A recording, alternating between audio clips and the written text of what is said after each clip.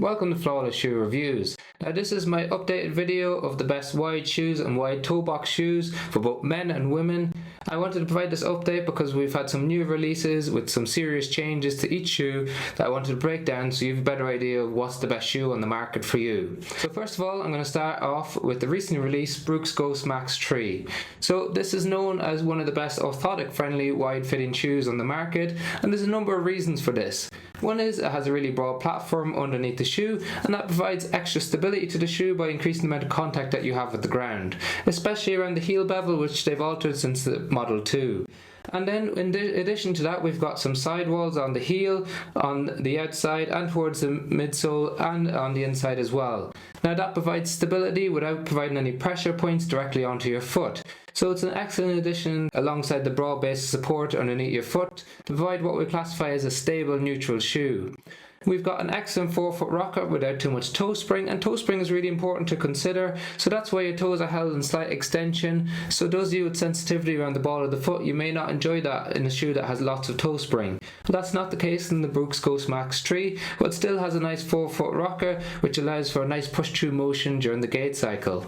So this is a shoe that can be used for leisure use, walking or standing all day, or as a running shoe for easy runs, recovery runs. And as we move on top of the shoe, it's got a really broad base of support underneath the forefoot with plenty of space for your toes to display. So in the Model 2 of the Ghost Max, we saw that narrowed and tapered a little bit, but that's not the case in the more recent model of the Ghost Max 3. So lots of space for your toes, and we've got a nice padded tongue on top that's non-gusseted, so it's not stitched in, but there's no issues with that. It doesn't slip from side to side. You've got lots of padding around the heel counter and a really stiff heel counter to provide extra elements of support.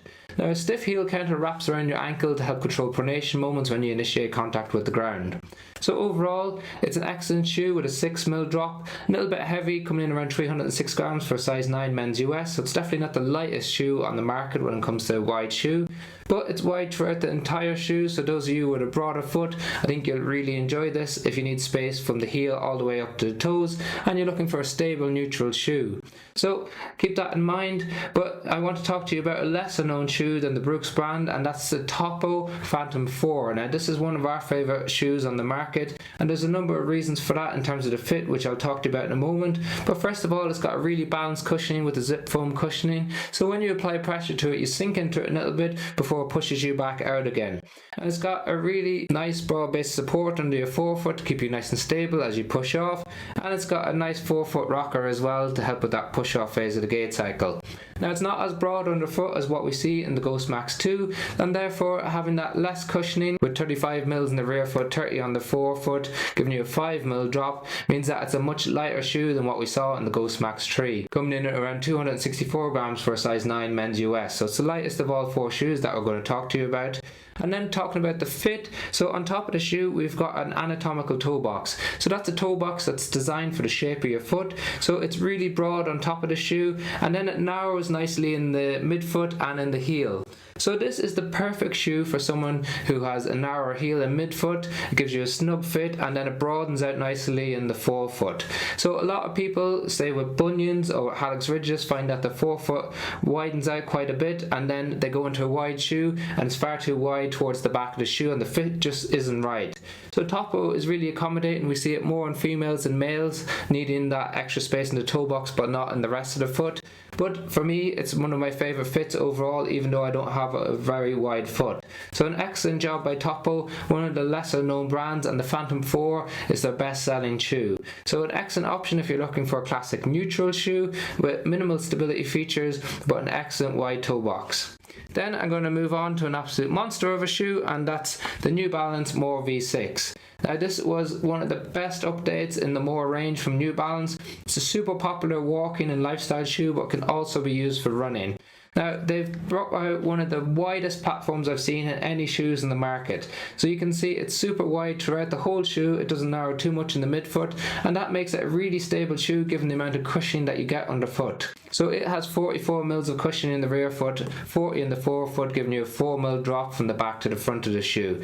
So that's an incredible amount of cushioning, and you would think with that much cushioning that it's super soft, but that's not the case. The really broad platform makes the cushioning a little bit firmer, even though it's still the Fresh Foam X cushioning that we saw in the More V4 and the More V5, but it's not as squishy, not as soft as that. It's still cloud-like, really luxurious feel when you're walking or standing around in it for long periods of time. However, it's not unstable because of that broad base. It's got some nice sidewalls on the outside around the heel and the inside as well to provide extra elements of stability, and it's got an excellent amount of sole flare in the forefoot. So sole flare is where the cushioning comes out wider than where your foot sits in the shoe, again just increasing the amount of ground contact that you have, making the shoe a bit more stable. So it's an excellent option, minimal toe spring, but still a really efficient forefoot rocker. It's got loads of space in the toe box, and it comes in a wide version as well. The lockdown on the midfoot is exceptional. They've added these plastic bars either side of the laces, so it really pulls it tight on both sides evenly, so we have no issue with slippage and plenty of cushioning around the heel. It's got relatively stiff heel counter as well, so those of you who need that extra element of support will really enjoy that. So this is an excellent option if you're looking for a really highly cushioned shoe that's not too unstable, that's got plenty of space in the toe box and plenty of width throughout the whole shoe. And if you're looking for a shoe that's a lifestyle shoe for standing all day, the 4mm drop gives you a nice even distribution of pressure across your foot, so those of you with sensitivity in the forefoot shouldn't have any issues with this shoe. So an excellent option, an excellent update by New Balance. Then I wanted to touch on one of the more popular minimalist shoes in terms of the amount of cushioning, but also the drop, in the Altra Via Olympus 2. Now, Altra have been known for having a zero drop, so there's no difference in the back to the front of the shoe, so that gives you the ultimate amount of even distribution of pressure across the whole foot, with 33 mils of cushioning throughout the whole shoe. Now, it has the Ego Max cushioning in it, and what I would say about Altra's cushioning is it's the firmest of all four shoes, so when you apply pressure to it, you immediately feel that little bit of stiffness in the cushioning, so you're not going to sink into it too much. It's definitely not unstable, so if you're someone who likes a bit more of a responsive shoe that's quite firm, then you might really enjoy the Altra.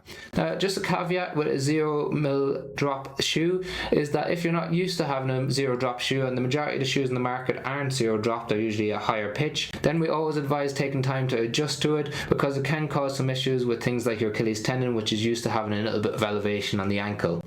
However, if you're unsure, I'd recommend that you consult your local physical therapist to discuss how to transition from a higher drop into a lower drop shoe. Then one of the key things about the Altra shoes is that it's got a really wide anatomical toe box like the Altra, but it's slightly wider in the midfoot and the heel as well. So those of you who with a generally broader, wider foot, you might enjoy the Altra. Altra have now brought out a shoe with a 5mm drop, and that's the Altra Experience Flow, which I'll link in the description below if you want to check that out. So all of Altra's range are zero drop apart from the Experience Flow. This is an excellent option in terms of having plenty of cushioning underneath your foot, lots of width throughout the whole shoe. It's got a really flexible heel counter as well, so those of you with sensitivity around the back of the heel, you might enjoy the fact that you won't have a huge amount of pressure on the back of there. Otherwise, you've got a nice engineered mesh on top, loads, which is a little bit stretchy and allows your toes to splay. So if you've got any questions on any of these shoes, please drop in the comment section below. If you've got other wide toe box shoes that you recommend or you enjoy, please drop them in the comment section. If I haven't reviewed it already, I'll pick up the shoe so ready for the next review. Otherwise, I've got links to all four shoes in the description if you want to check out the latest prices. Buying through the links helps fund our channel without affecting the price that you pay. Otherwise, if you found the video helpful or interesting, like, share and subscribe. It really makes a big difference to us. Thank you very much for watching.